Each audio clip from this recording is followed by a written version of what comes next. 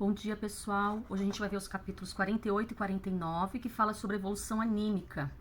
É uma matéria um pouco complexa de entender, eu vou tentar explicar com as minhas palavras, e depois, se alguém tiver alguma dúvida, deixa escrito para eu tentar responder, tá bom? A apostila fala que quando a gente entra aqui nesse plano, a evolução ela sempre vai acontecer para todo mundo, né?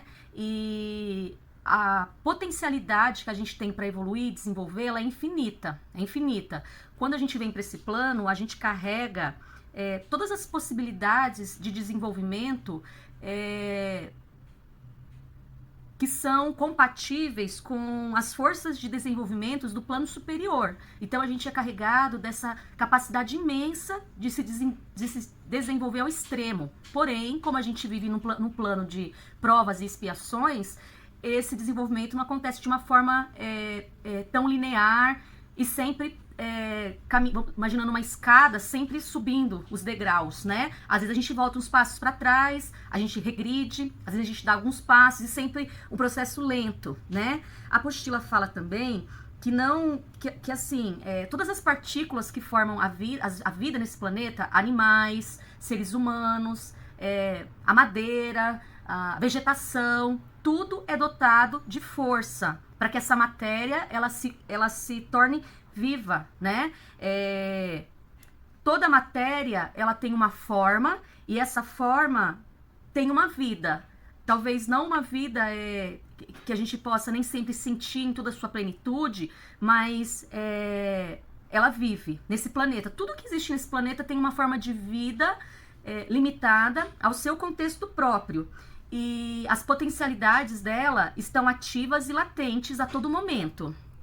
E aí a gente vai falar agora sobre como tudo começa. A gente fala muito que a gente tem em nós o princípio divino, né? E também nas apostilas a gente escuta muito falar dessa mônada. A mônada nada mais é que um instante onde tudo começa, onde tudo acontece. É como se fosse o toque da varinha mágica. É como se a mônada fosse o momento em que uma varinha mágica tocasse num objeto e desse vida nele, né? Então, assim, como acontece isso no reino mineral? E eu digo no mineral porque é a ordem que a apostila fala. O segundo tópico, ele fala um pouco sobre como é o início da evolução da mônada nos minerais. Como eu falei, a mônada é como se fosse o start da vida, né? Os cristais, eu tenho aqui um cristalzinho que deve ser falso, mas assim, o cristal, quando ele vive lá no meio do solo, das rochas, de onde ele é retirado, enquanto ele tá ali guardadinho no meio da rocha, ele tá desenvolvendo o seu processo de evolução. A partir do momento que ele é retirado da rocha, o seu momento de desenvolvimento, ele cessa. Assim como uma flor, assim quando uma árvore é cortada, né? Como que acontece o desenvolvimento dessa mônada num cristal? Se a gente pegar um cristal, esse aqui não, porque ele é tosco, mas se eu pegar lá, tipo, se eu pegar lá uma joia, um brinco, um anel, numa joia que foi lapidada para ser vendida, eu vou ver que o cristal, ele tem ali um desenvolvimento quase que matemático, todos os lados, as facetas dele, se eu mexo nele, é quase que um ritmo matemático para que um cristal se desenvolva, né? E é uma viva demonstração de como algumas formas de vida, para ela ter a força para ela se desenvolver, ela funciona é uma rígida demonstração de como a vida nesse plano, ela é possível nos diferentes reinos e como ela se dá de forma diferente também.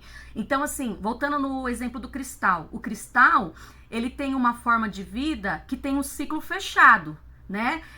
Ele não vai se desenvolver mais do que, talvez ele aumente de tamanho, mas ele vai ser um cristal. Nessa vida, ele não pode se transformar numa outra forma de vida, né? Então, assim, aqui na Terra, um cogumelo não vai se transformar numa macieira ou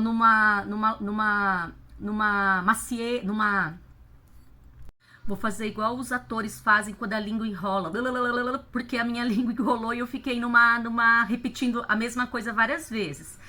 O que eu estava querendo dizer é assim, algumas formas de vida existem na Terra, elas têm um ciclo de desenvolvimento que é fechado, é imutável. A gente não tem como mudar esse ciclo de desenvolvimento e essa forma de matéria que ela assume aqui no plano terrestre, ela não vai mudar de um reino para o outro, que nem o reino mineral não vai mudar para o reino animal, ou um cristal nunca vai poder ser um ser vivo, né? Um ser vivo de nenhum tipo aqui nesse plano.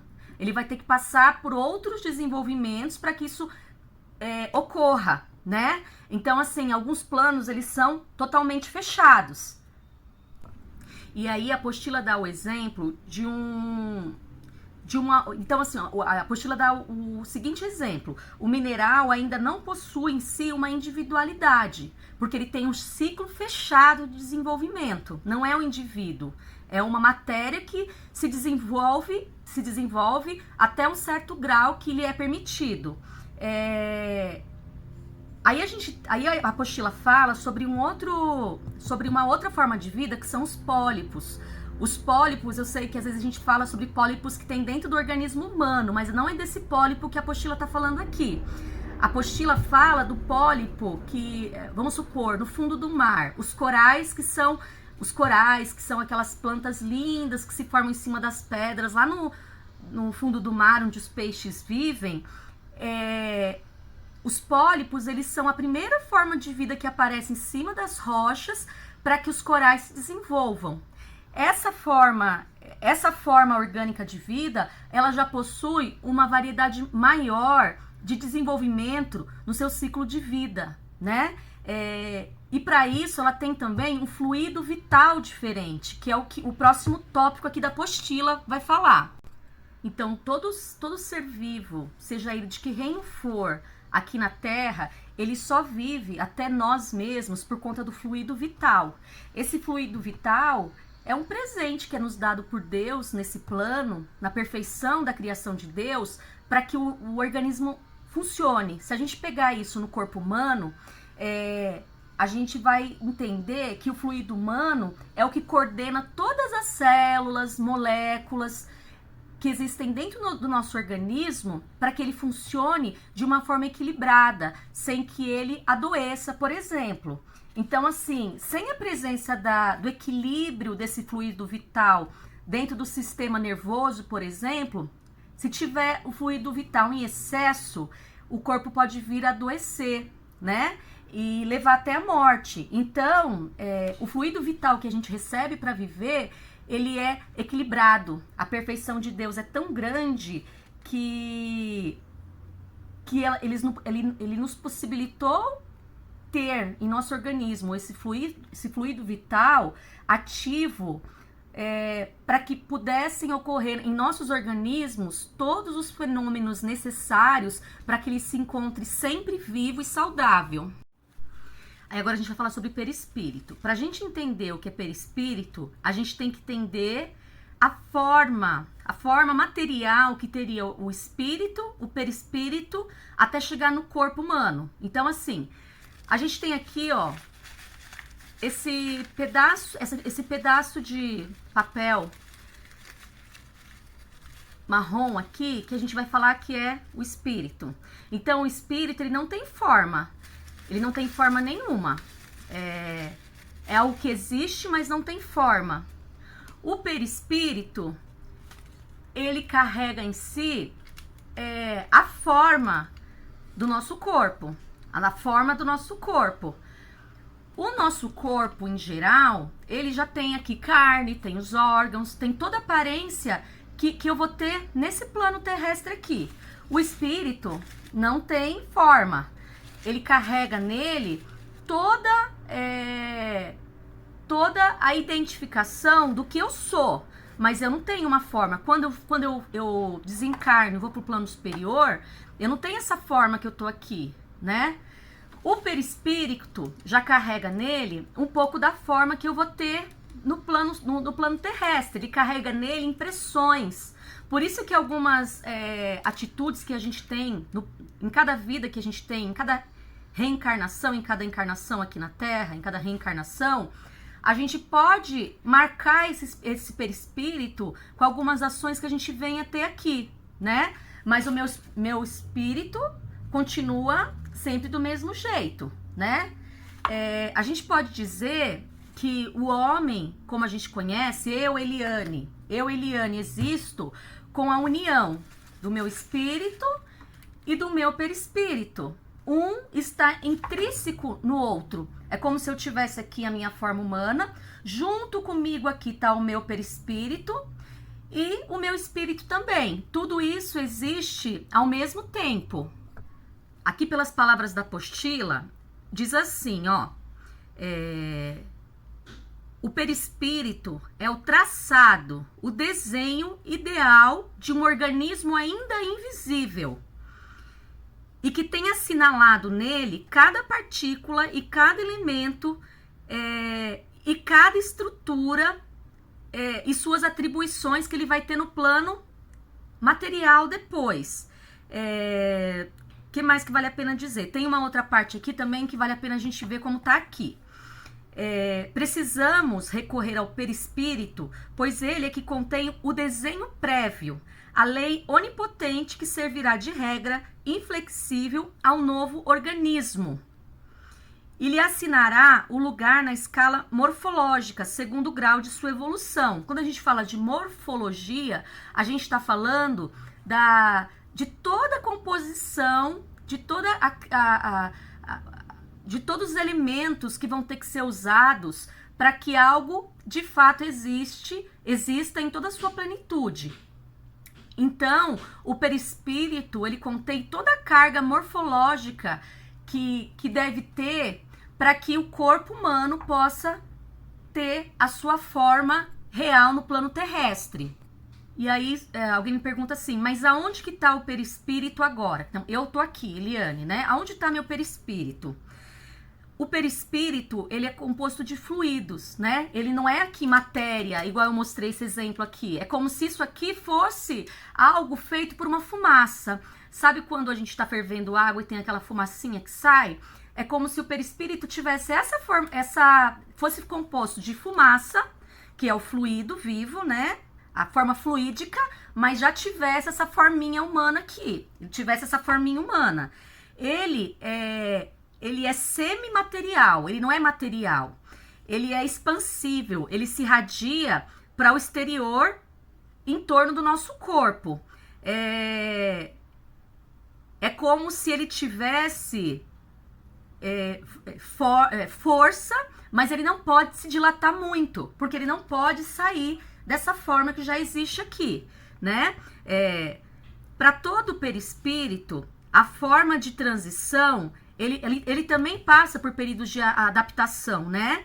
Porém, qualquer forma de interrupção que ele sofra não vai atrapalhar na progressiva evolução que esse perispírito vai ter. O perispírito pode carregar em si cicatrizes de algum acontecimento muito sério que a gente possa vir a ter nas nossas reencarnações, mas ele não para de se desenvolver e de evoluir. Aí a gente vai para o reino vegetal. Se alguém tiver alguma dúvida sobre perispírito, coloca no Google perispírito e tenta visualizar imagens. Aparecem muitas imagens dessa analogia que eu fiz usando o que eu tenho aqui, né, para explicar para vocês de uma forma didática. Eu espero que vocês tenham entendido, mas isso é uma coisa bem difícil de entender. Se alguém não entendeu, não fique oprimido nem nada, porque isso a gente vai aprender com o tempo, né? Devagar uma hora vai entrar na cabeça de vocês. Não se preocupem se vocês não assimilaram, agora é complexo mesmo para entender. Sobre o reino vegetal, o reino vegetal, ele já tem um princípio de inteligência maior do que o do reino mineral, né? Então, assim, quando eu planto uma semente de uma árvore no solo, e ela, ali de dentro da terra, ela começa depois de um tempo a se expandir para fora, vai se formando num caule, uma raiz que cresce para fora, e os galhos vão se abrindo para os lados. Nessa forma simples de vida, a gente está tendo uma repercussão magnética do caminho que ela tem que fazer para que dentro da organização de vida a qual ela foi proposta, ela consiga experimentar, de certa forma, a evolução que ela tem que passar. No reino vegetal, a gente já encontra uma forma de inteligência maior, uma forma de inteligência rudimentar ainda, mas ela já é expressamente possível de ser observada, né? Quando a gente infringe algum tipo de corte no galho de uma árvore, no tronco de uma árvore, ela não vai sentir dor, ela não sofre, né? De uma forma como a gente vem a sofrer, né? Mas isso vai atrapalhar no desenvolvimento que ela tem que ter nesse plano. Diferente do cristal, as plantas do reino animal, elas têm janelas, uma consciência muito rudimentar ainda, né? Nem chega aos pés da consciência humana ou animal, mas ela já tem uma consciência rudimentar, para que ela tenha ajuda, para que ela possa se desenvolver, para que a semente possa sair do solo, romper aquele solo firme, chegar até a luz que na fotossíntese vai dar para ela o que ela precisa para ela encontrar a vida e se desenvolver. A partir do momento que essa semente expande o solo e chega na superfície, o estímulo que ela vai ter vai ser o estímulo da luz, né? A luz que vai fazer com que a planta se desenvolva.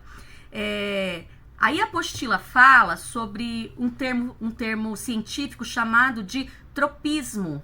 Os tropismos nada mais são do que...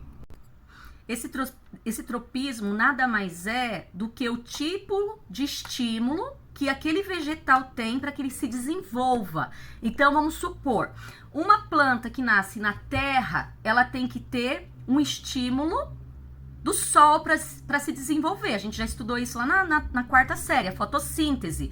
Então, ela tem o desenvolvimento pelo sol. Existem plantas que se desenvolvem na água, que ela precisa da água para se desenvolver. Quando ela entra em contato com a água, ela vai se desenvolver.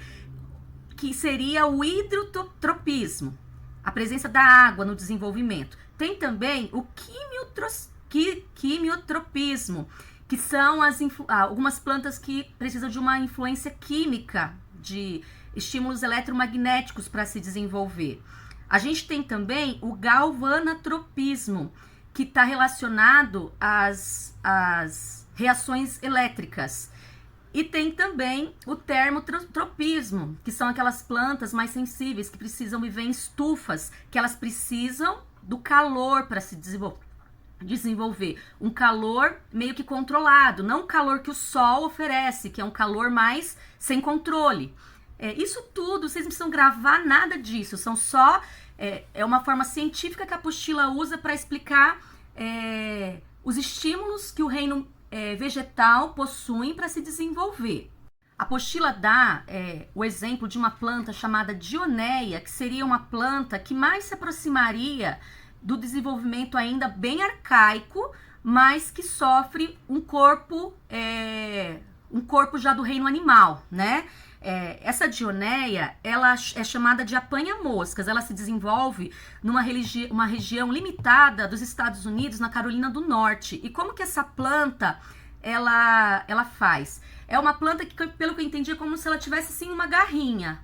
Então, assim, ela fica aberta, essa garrinha, e se em determinado momento ela se sente ameaçada, essa garrinha fecha. Quando essa garrinha fecha... Quando essa garrinha fecha, como se tivesse uns dentinhos dentro dela, que faz com que isso seja como se fosse uma armadilha para as presas. E quais são as presas dela? São insetos como moscas, mosquitos, que posam dentro dessa garrinha que se fecha. Quando essa garrinha se fecha, dentro dela tem uma substância química que provoca uma fermentação desses animais. E ela precisa disso para sobreviver, né? Ela precisa da proteína que vai ser liberada com o processo de vida que esses insetos passam a não ter dentro dela e que são digeridos, dando alimento para que ela continue a se desenvolver. Nesse exemplo, a gente vê uma forma rudimentar que mais tarde a gente pode assimilar, comparar, na verdade, com a formatação das nossas mãos, do corpo humano e do estômago, né? Do nosso estômago. Então, assim, desde já, o princípio inteligente, dando a esta planta tão difícil de ser encontrada, uma forma de se desenvolver. Se a gente acredita que tudo na vida vai se desenvolver e evoluir até chegar na forma animal, essa planta já teria nela um organismo mais próximo do que seria o organismo animal, do reino animal. E aí, o que tem que ficar pra gente desse aprendizado, né?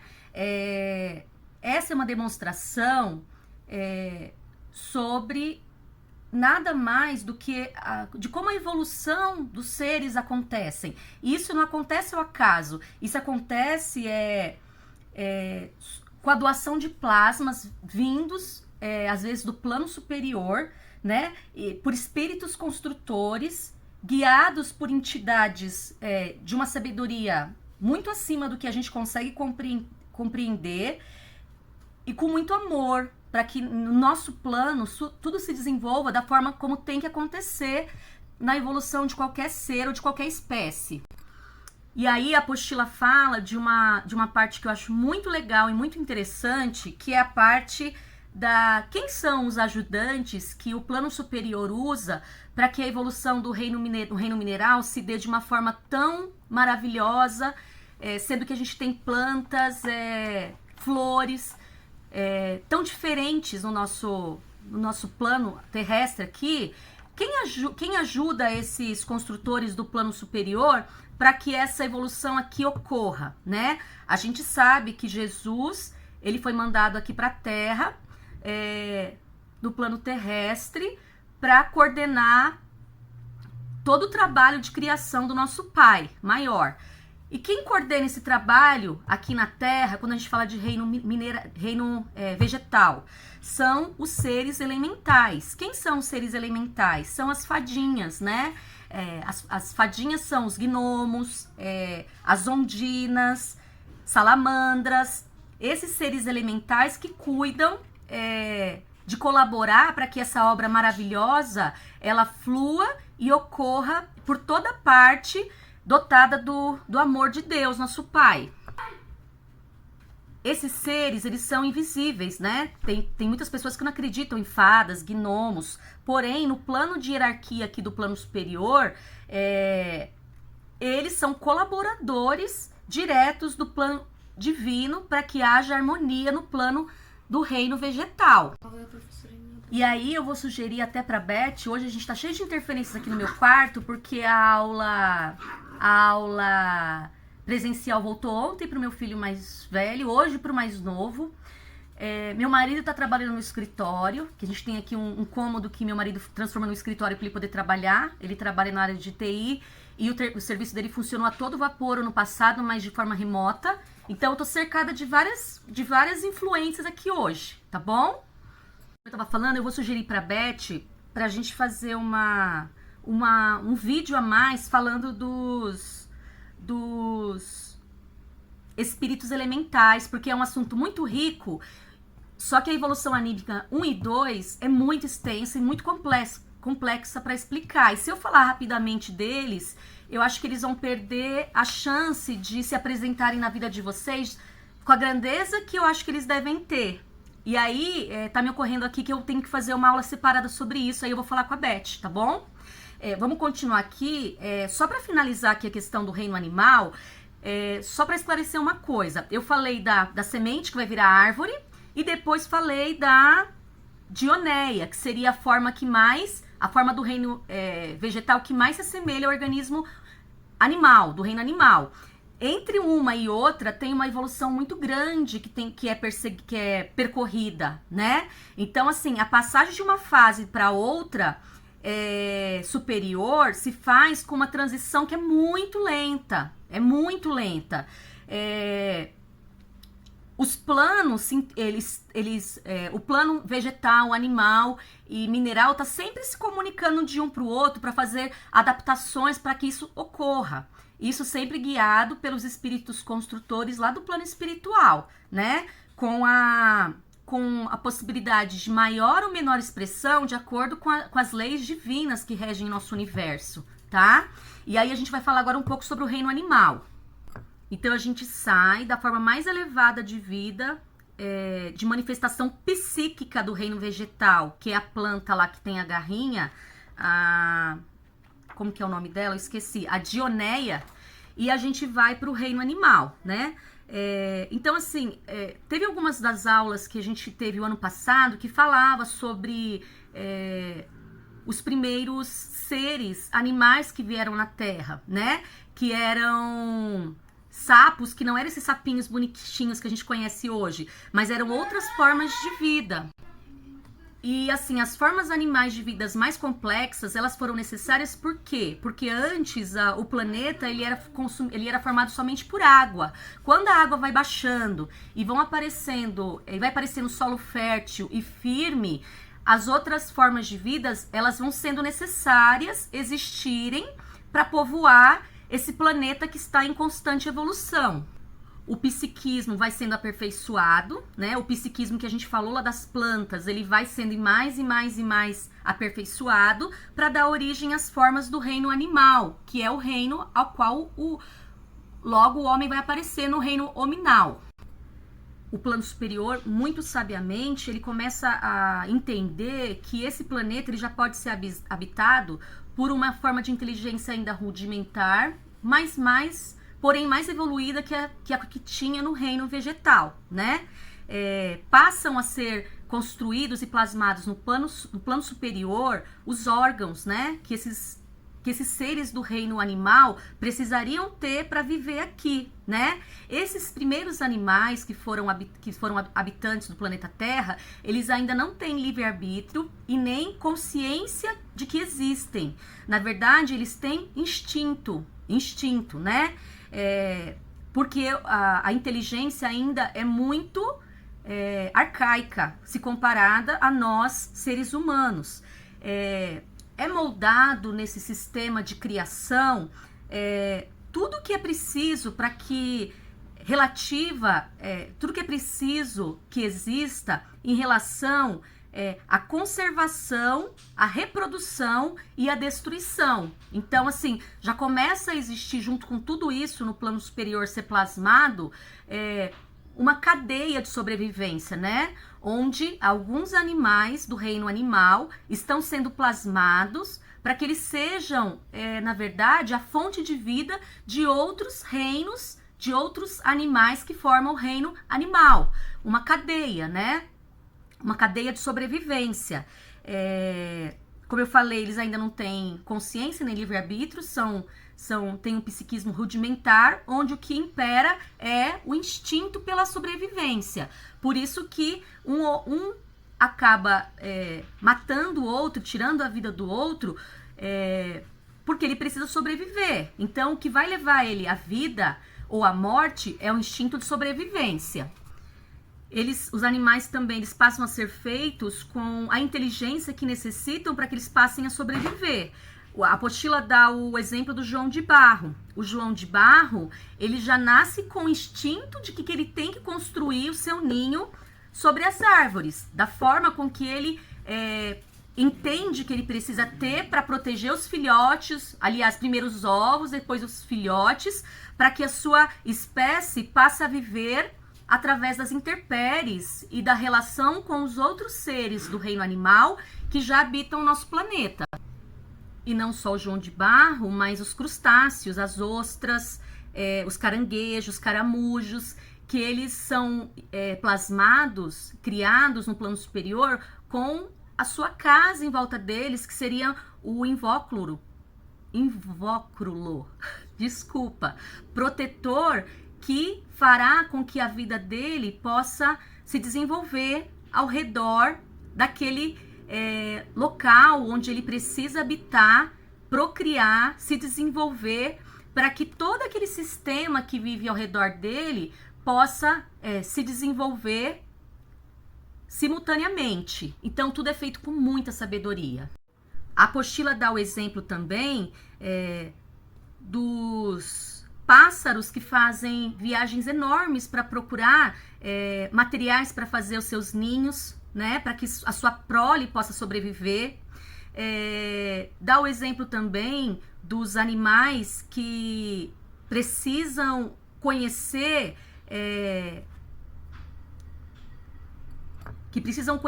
características como astúcia, né? Astúcia, que é o caso dos aracnídeos, que constroem teias para pegar as suas presas. Se a gente parar para pensar, é um sistema de inteligência que vem todo arquitetado, que é muito perfeito. É muito perfeito, está interligado, porque um depende do outro para que possam existir. E aí ele fala de seres menores, mas que já poderiam espelhar as ações que teriam os seres do reino hominal daqui a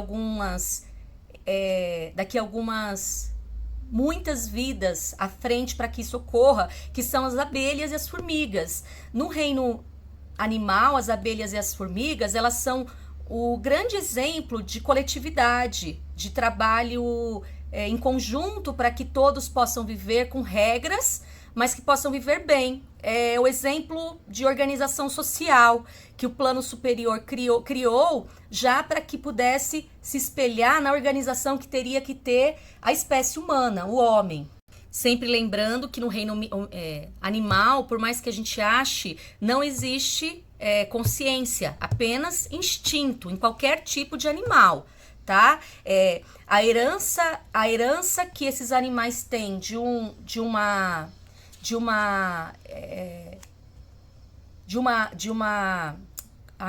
antepassado para o outro é o que faz gerar esse instinto de sobrevivência. Uma lebre, por exemplo, no reino animal, ela passa por várias gerações para entender que quando o seu predador chega, ela tem que correr muito rapidamente para fugir dele. Então ela já nasce com esse instinto, com essa carga que vem no seu perispírito, para que ela entenda que ela precisa sobreviver nesse plano superior. Para que ela possa sobreviver nesse plano terrestre, ela precisa ter essa sagacidade, que é o seu instinto de sobrevivência. O instinto que vai permear todas as relações de seres animais, do reino animal aqui, são três questões que envolvem a sobrevivência dele. A nutrição, todo animal precisa ir atrás do alimento, para si, para os seus filhotes, até que eles possam ser capazes de fazer isso sozinhos. A conservação. Se as abelhas e as formigas não tiverem todo aquele processo para se desenvolver, elas não vão existir, porque elas são minúsculas. Então, elas têm que ter esse espírito de conservação. Se o João de Barro não fizer a sua casa, os seus ovos não vão sobreviver também. Então, é o espírito de conservação. E a reprodução. Nada que não se reproduz, aquilo tudo que não se reproduz, não tem continuidade da vida. Então, o que permeia todas as ações do reino do reino animal são nutrição, conservação e reprodução. Então, assim, em todos esses animais, eles vão se desprendendo pouco a pouco de um perispírito grosseiro para ir tendo um perispírito mais próximo do que vai ser o hominal, que já carrega em si muitas potencialidades que esses animais ainda não têm, né? E aí a gente sai da parte 1 da evolução anímica e vai para 2, que fala sobre a evolução da mônada no homem. Então, assim, após toda essa evolução que a gente viu do reino mineral, do reino animal, a gente vai para o reino hominal, onde está o homem, né? Até aqui já foi feito toda uma seleção em tudo aquilo que deu certo, que não deu, vamos usar essa forma de compreensão para a gente entender o que vem aqui. E já foi feita também uma seleção natural. E pelos construtores do plano superior já foi visto quais os seres que seriam mais adaptáveis, e pela seleção natural as formas que já não são aptas mais para viver no planeta vão desaparecendo. Assim como a gente não pode dizer que daqui 100 anos, 200 anos, 300 anos, as formas humanas que vão estar aqui vão viver da mesma forma que a gente vive, né? Em 100 anos, muito já se mudou. E sempre vai ser assim, como forma da evolução natural do homem, do nosso planeta, né? A transição, então, do nosso perispírito, ele aconteceu nos homens, do homem primitivo, até chegar no nosso, de diversas formas, né? Sempre orientada pela sábia e amorosa orientação do nosso mestre Jesus, né? Daquele instinto animal, o que ficou pra gente foram outros atributos, como a razão, a liberdade de escolha, a responsabilidade. Nada do que foi aprendido vai se perder, né? Nesse grau de evolução do homem. Nenhuma experiência, nenhuma prova que a gente sequer passa vai ser só uma impressão. Ela vai sim traçar no nosso perispírito algo que a gente tem que aprender para ter mais sucesso numa existência futura. Na evolução do reino animal para o hominal, a gente tem o aperfeiçoamento dos órgãos, dos tecidos, das células, de tudo que é preciso para que pudesse existir o perispírito mais evoluído, né? Para dar forma a essa matéria, a esse corpo material que a gente tem hoje e tudo que está dentro dele. Cada célula, cada veia, cada órgão que existe em nosso corpo, né? Quanto às faculdades psíquicas que antes eram arcaicas nos outros reinos, ela vai tendo uma consciência cada vez maior, né? E o homem vai carregando dentro de si a evolução de todas essas consciências menores que existiram nos outros reinos, né?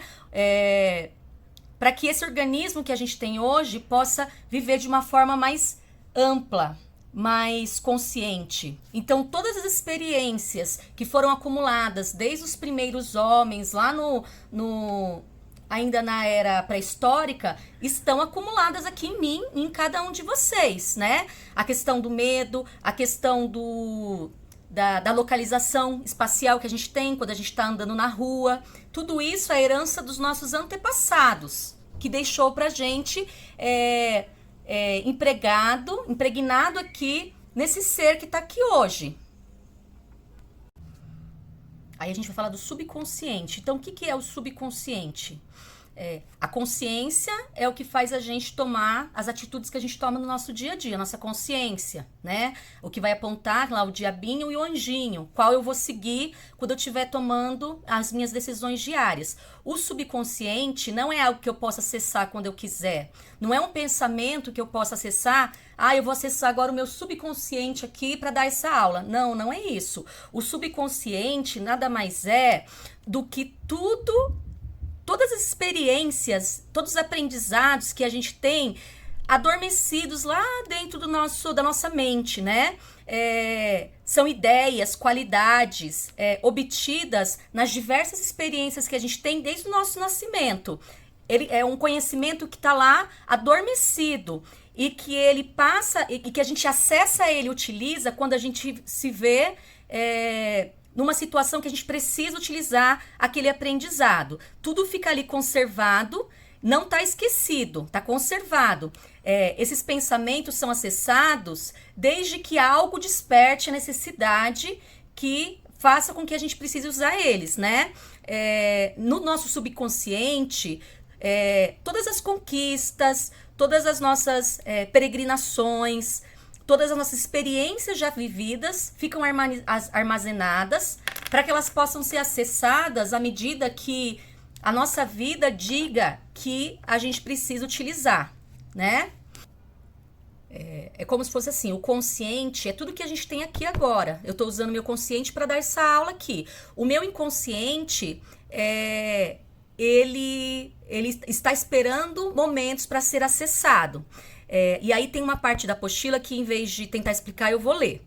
É na consciência, fase em que vivemos agora, que se opera a evolução. Podemos concluir, portanto, que pela nossa educação, pelo nosso estudo, pelo bom hábito, edificamo-nos a nós mesmos, exercitando-nos na prática do bem, perseverantemente adquirimos o hábito de praticá-lo.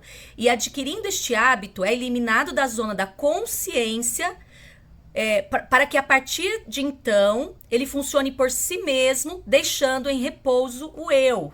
Então, à medida que eu vou ensinando para o meu inconsciente que eu sou uma pessoa melhor fazendo bem ou tomando boas decisões, isso tudo vai sendo incorporado ao meu inconsciente e eu vou estar fazendo isso sem nem perceber que eu estou fazendo. Nesse ponto aqui, o instinto animal já ficou para trás há muito tempo. Aqui o que vai imperar é a razão, né? A razão que seria um campo muito mais vasto do instinto, porque já alcançou um grau de maturação muito grande na evolução do homem.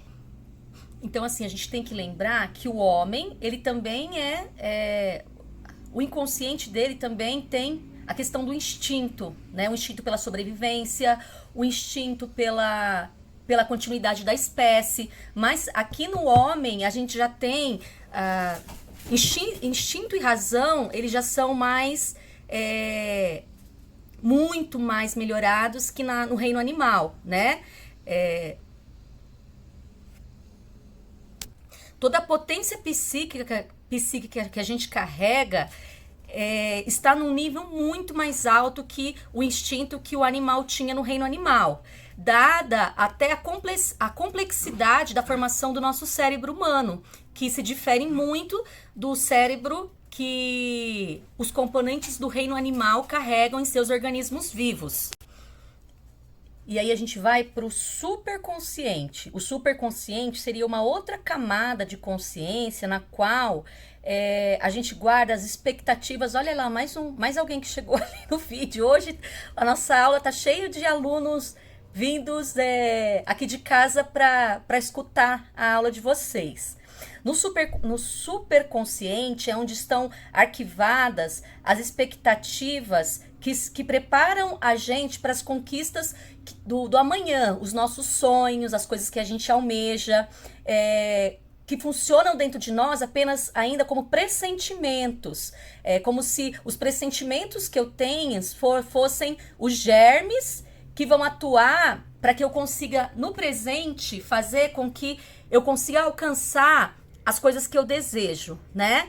Para que essa atitude se desenvolva no meu dia a dia para essas coisas que ainda estão aqui de forma a serem apenas pressentidas, mas que no futuro elas podem ser materializadas na minha vida, né?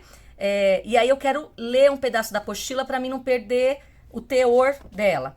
Material, moral e espiritualmente, aquilo que alguns ainda se esforçam por adquirir, outros já conquistaram. No mesmo indivíduo, esses limites também variam durante uma encarnação, sendo esta precisamente o período das aquisições e transformações da consciência. Então, como a gente falou, né, nesses dois capítulos todos, que a vida está sempre em constante transformação, em transformação mutante, assim acontece também entre eu e vocês. O grau de amadurecimento moral, espiritual que nós estamos nesse momento é diferenciado. Alguns já conquistaram graus maiores. E nem sempre isso é conquistado somente pelo estudo propriamente dito, o estudo teórico que a gente está fazendo hoje. Na nossa turma pode ter pessoas que tenham um estudo teórico inferior ao meu, mas que já tem um amadurecimento moral, espiritual maior que o meu, né? O grau de hierarquia que a gente tem hoje, não dá pra gente medir o grau da nossa evolução moral e espiritual, né? O que vai determinar isso são as aquisições e as transformações que a nossa consciência sofreu ao longo da nossa vida até o dia de hoje, né? A apostila fala uma coisa que eu discordo, né? Hoje em dia eu já discordo disso. Não discordo totalmente, mas fala que a juventude é a fase mais apropriada a aquisições de novos de novos conhecimentos. É lógico, quando a gente é criança, a gente aprende as coisas mais rápido. Mas eu conheço muitas pessoas já maduras e algumas até idosas que conseguem transformar a sua vida apenas com a vontade de querer melhorar, né? Então, a gente pode dizer que os idosos e as pessoas de meia idade de hoje já superaram os nossos antepassados, que já eram dotados de livre-arbítrio? Sim. Eu acho que as pessoas que vivem aqui hoje, vem, Juju, vem aparecer na aula também. Vem aqui, ó, aparece também, ó. Olha aqui, ó, tô rodeada de ajuda hoje. Mãe, fiz o suco. Ali atrás já tá o Lucas, ó, também. Fiz o suco, Hoje mãe. tá bom, Lucas, obrigado. Já tô terminando Tem uma aqui. mistureba com... Então, assim, a nossa consciência totalmente aberta a novas assimilações já fazem com que o homem de meia idade e o homem mais velho, de 100, 200 anos atrás, não é mais o homem de meia idade e mais velho que a gente tem hoje, idoso, né? Hoje em dia, os novos conhecimentos, a forma como é passada rapidamente a informação, faz com que até as pessoas mais velhas tenham a possibilidade de adquirir novos conhecimentos, desde que elas queiram ter esse amadurecimento em suas vidas, esse despertar, né, para novos conhecimentos. E aí a gente chega aqui à conclusão do segundo capítulo de hoje, a Evolução Anímica 2, dizendo que assim, a gente pode usar o nosso livre-arbítrio para construir ou destruir todos os valores que a gente carrega dentro da gente desde os nossos antepassados, né? Então, a gente vai usar o nosso livre-arbítrio para construir ou destruir essas características que estão impregnadas aqui no nosso ser dos nossos antepassados. Cabe a gente fazer as escolhas necessárias.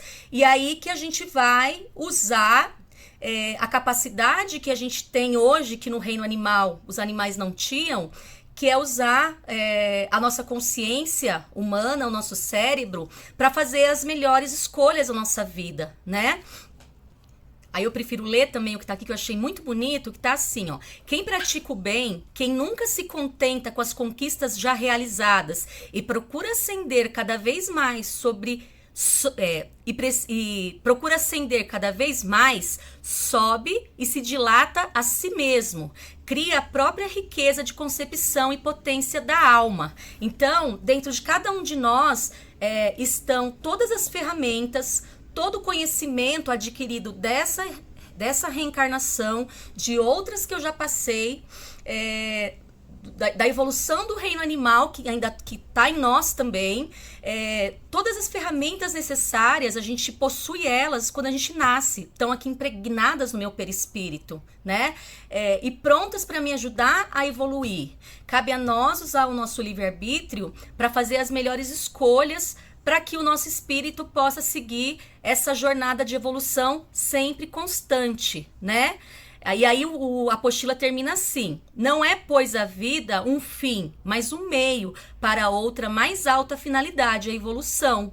Então eu termino aqui nossa aula com a ideia, jogando para vocês a ideia de que a gente possa usar essa vida aqui, essa reencarnação que a gente está aqui hoje, que a gente não sabe se ela vai durar mais uma hora, mais um dia, mais algumas décadas, mas usar incansavelmente cada minuto dela, não para tentar melhorar os outros, mas para tentar melhorar a gente mesmo e deixar aqui no nosso perispírito uma marca positiva para nos ajudar na próxima reencarnação, se a gente tiver o direito e o merecimento de estar aqui novamente.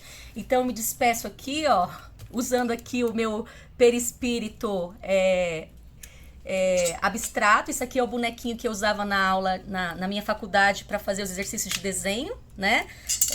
Não sei se todo mundo sabe aqui que eu sou formada em artes. E me despeço aqui, ó, com um abraço, né? Agora não tem mais nenhum bichinho aqui para eu usar para me dar tchau para vocês.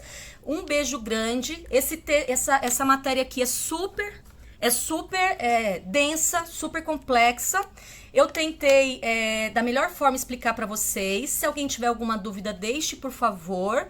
E até a próxima. Um beijo.